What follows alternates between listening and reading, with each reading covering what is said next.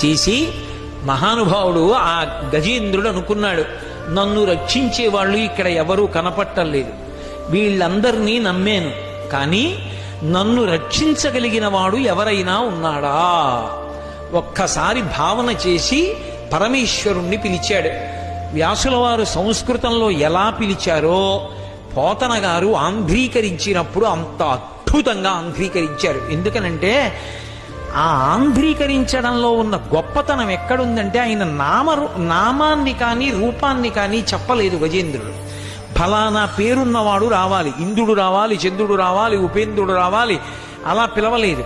కాబట్టి 33 కోట్ల మంది దేవతలు లేచి నిలబడ్డారు. ఎవరిని పిలుస్తున్నాడు? ఎవరెళ్ళాలి? ఎవరూ వెళ్ళలేదు, నన్ను కాదని కూర్చున్నారు. విష్ణు ఒక్కరే వచ్చారు. విష్ణు ఎందుకు రావాలి? ఆయన స్థితికారుడు. ఏ పేరు పెట్టి పిలవకపోయినా రక్షణ కోసం పిలిస్తే ఆయనే వస్తారు. అందుకే విష్ణువు బయలుదేరవలసి వచ్చింది. అందుకే నీరాటవనాటములకు పోరాటము ఎట్లు కలిగి పురుషోత్తము చే ఆరాటమెట్లు మానెను అన్న ప్రశ్నకి జవాబు అక్కడ.